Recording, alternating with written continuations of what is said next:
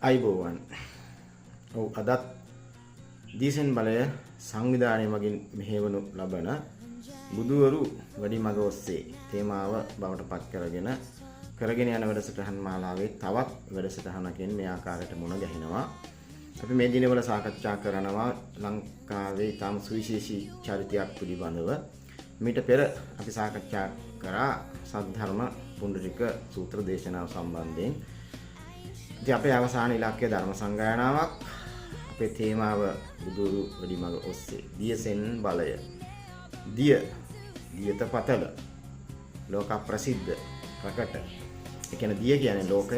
එහෙනම් සෙන් ලෝකයට සෙන්පතියා දියසෙන් ඒ බුදුරජාණන් වහන්සේ. ඒ අර්ථයෙන් අපේ වැඩපිළිවෙල දියසෙන් බලය සංවිධානය. එහෙමනම් අද මම විශේෂයෙන්ම අපි මේ සුවිශේෂී චරිතය මානසික උමතුවක් යයි අවසානයේදී කර කියා ගන්න බැරි තැන තවමත් තීන්දුවක් නොදී යම් නිර්දේශයක් විදියට දැනට 2024 ජනවාරි 1 වෙනිදා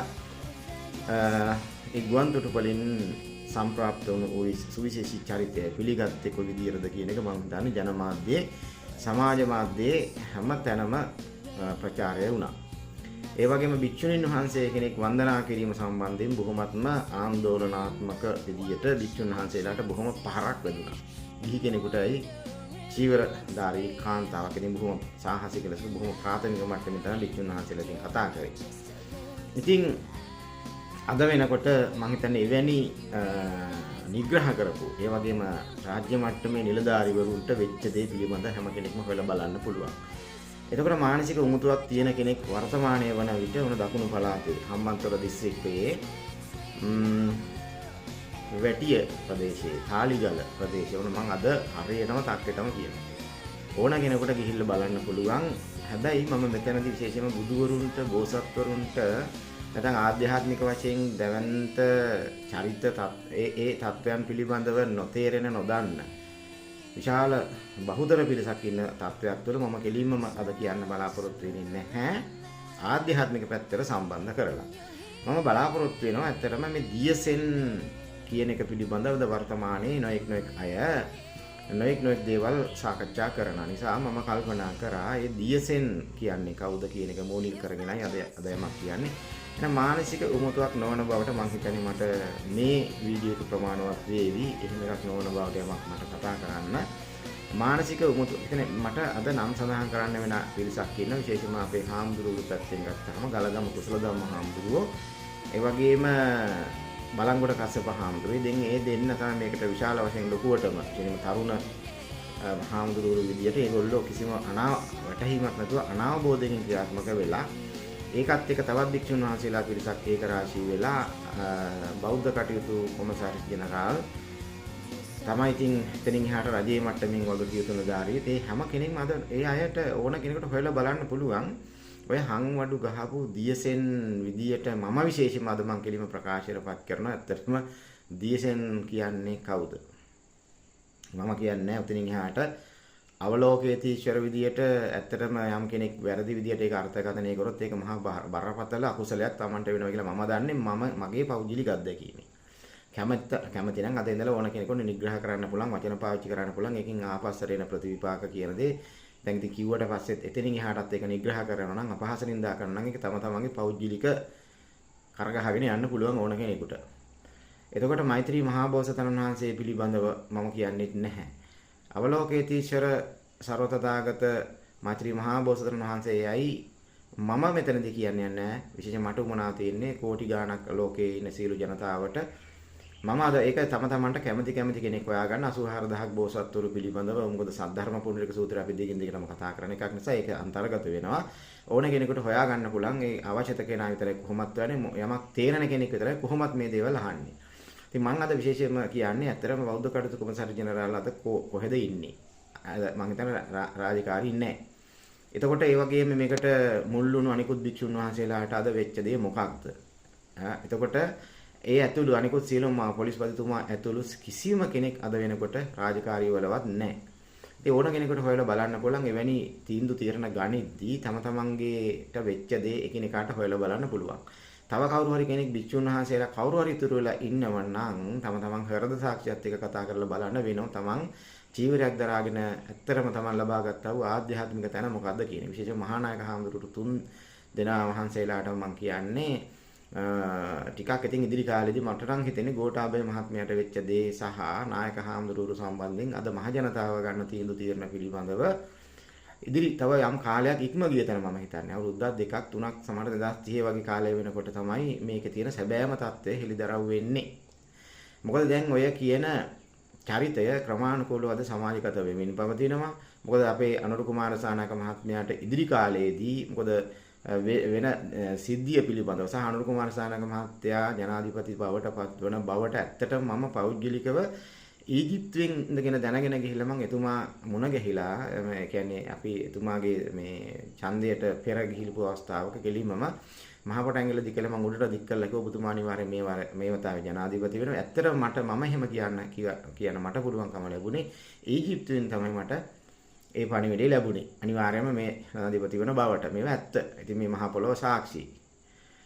ඕනම කෙනෙකුට පුළුවන් මට විරුද්ධව මම කලින් කිව්වනේ ජනවාරි 19 මගේ එක නඩුවාරයක් තවත් තියෙන ඕනනම් ඕන කෙනෙකුට මට විරුද්ධව මේ උසාවියට කරුණු දක්වන්න පුළුවන් ආයි 8 වෙනි මාසේ 24 මට විරුද්ධව කරුණු දක්වන්න පුළුවන් සහ ඉදිරි කාලේදී ඔය නඩු තීන්දුවේ අනතුරුව මම ක්‍රියාත්මක වෙන්න පටන් ගන්නවා කිසිම භික්ෂුන් වහන්සේ කෙනෙකුට වැරදි වැඩ කරමින් නම් චීවරයේ ඉන්න මම ඉඩ තියන්නේ නැත. මට විරුද්ධව ඕන කෙනෙකුට කොහොමද දැන් අධිකරණ ක්‍රියාමාර්ගයක් යන නිසා කරුණු දක්වන්න පුළුවන් ඕන කෙනෙකුට කියලා අධිකරණයේ ඉදිරියේ. ඒතර මම එතකොට එහෙමනම් ඒ නඩු තීන්දුවෙන් අනතුරුව මම අනිවාර්යෙන් ක්‍රියාත්මක වෙන්න පටන් ගන්නවා. කිසිම භික්ෂුන් වහන්සේ කෙනෙකුට මම හිතන්නේ බොහෝ දුරට අඩුම තරමින් ශික්ෂාපද නෙමෙයි. නිවන අනිවාර්යයි. නිවන ප්‍රත්‍යක්ෂ කළ යුතුමයි චීවරයේ ඉන්න නම්. එහෙමනම් මම අද විශේෂයෙන්ම එහෙමනම් මානසික උමුතුවක් නොවන සැබෑ දියසෙන් කෙනෙක් වර්තමාන ශ්‍රී ලංකාවේ පහළ වුණු බවට මම ප්‍රතිඥාවක් දෙනවා. සියලු ලෝකවල ඉන්න අනිකුත් සීලම බුදුවරු විශ්වයේ ඉන්න සීලම විශ්ව ශක්තියන් විශ්ව බලවේග වල සීලම මම ප්‍රතිඥාවක් දෙනවා. ඒ සීලම බලවේග ඉදිරියේහි ඇත්තටම ඒ දියසෙන් පහළ වුණු බව මම එතනින් එහාට ආධ්‍යාත්මික පැත්තකට අදාළව ඒක අන්තර්ජාලය පුරාව කැමති කෙනෙකුට අහන්න පුළුවන්.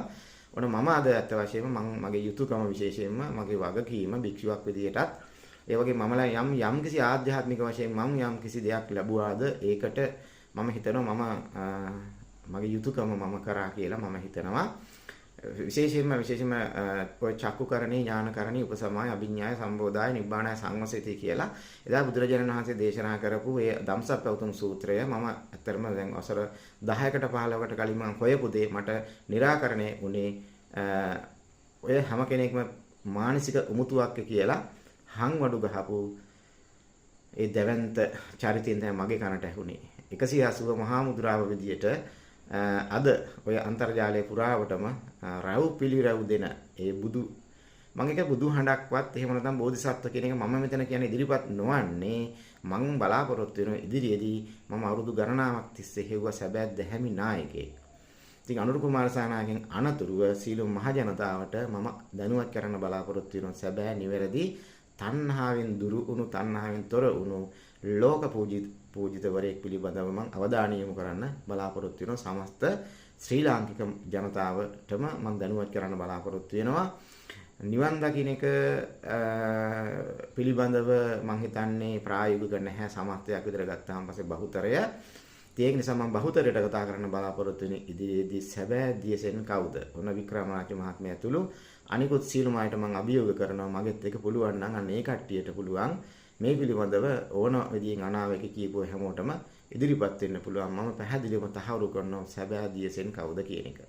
මම මෛත්‍රී මහා බෝසතරන් වහන්සේ පිළිබඳවවත් ඒ වගේම අවලෝකීතේශ්වර කියන ඒ දෙවන්ත ශක්තිය අපි දන්න මාලිගාවිල ඇතුළු කැලණිය ඇතුළු ඒ පිළිම මම ඒ පිළිබඳව මොකොත් කියන්න මම බලාපොරොත්තු වෙන්නේ නැහැ. මොකද බණෙන් බැරි නම් අණෙන් කියලා එකක් තියෙනවා. එහෙමනම් අණෙන් මිසක් කවදාවත් ශ්‍රද්ධාවක් ඇති කරගෙන මේකට අහුම්කම් දෙන පිරිසක් ගොඩ නැගෙනවාද කියන එක පිළිබඳව මට ගැටලුවක් අත්ත වශයෙන්ම ඇති වෙලා තියෙන නිසා මම තීරණයක් ගත්තා. මම මින් පස්සේ කතා කරන්නේ ආධ්‍යාත්මික පැත්ත මත පදනම් වන නොවන රජවරු පිළිබඳ ජනාධිපති ඇතුළු ඒ නොඑක් අද වර්තමානයේ ජනාධිපති අගමැති විදියටත් අතීතය තුල ඒ රාජාවලියක් විතර තිබුණු එවැනි දැහැමි නායකයෙක් පිළිබඳව තමයි මම කතා කරන්න බලාපොරොත්තු වෙන්නේ. නම් හැම කෙනෙකුට ඕන පැහැදිලි වෙන්න ඕන. ඇත්තරම මානසික උමුතුවක් නොවන බවට මම වගකීමක් ඇතුව ප්‍රකාශනයක් කරනවා. මේක මානසික උමුතුවක් නොවන බවට. එහෙමනම් කවුද කියන එක වග පිළිබඳව සැබෑ දියසෙන් පිළිබඳව ඉදිරි කාලේදී කතා කරගෙන යද්දී හැම කෙනෙකුටම සිද්ධ වෙනවා ශ්‍රද්ධාව ඔස්සේ නෙවෙයි Tamanට රටේ නීතියට එකඟ වෙලා කිසි කෙනෙකුට අපහාස උපහාස නින්දා කරොත් අපහාස නඩු වලින් Tamanට ගෙවන්න සිද්ධ වෙනවා කියන කාරණාව සමස්ත පොදු මහ ජනතාවටම මම මේ වෙලාවේ ඊටම වගකීමක් ඇතුව කියන්න කැමතියි. එහෙමනම් මානසික උමුතුවක් නොවන බවට මම අවසාන ප්‍රතිඥාව දෙනවා. එහෙමනම් කවුද සැබෑ දියසෙන් කියන බව තමයි මගේ නිගමනය, මගේ නිර්දේශය, මගේ අවසාන තීරණය. එහෙමනම් දියසෙන් බලය සංවිධානය මගින් මෙහෙවනු ලබන බුදුවරු වැඩිමග ඔස්සේ තේමාව බවට පත් කරගෙන යන තවත් වැඩසටහනකින් මේ ආකාරයටම අපි මුණ ගැහෙනවා. එහෙමනම් බලාපොරොත්තු වෙන්න සියලුම මහ ජනතාවට ආමන්ත්‍රණය කරන මේ දක්වාම අපි භික්ෂුන් වහන්සේලාට පමණක් ඉලක්ක කරලා කතා කරා. ඒවයි ප්‍රතිචාර ඇතුළු සියලු තොරතුරු සමග නැවතත් අපි මෙවැනි වෙනසට හංගි මුණ ගැහෙනවා. තෙරුවන් සරණයි.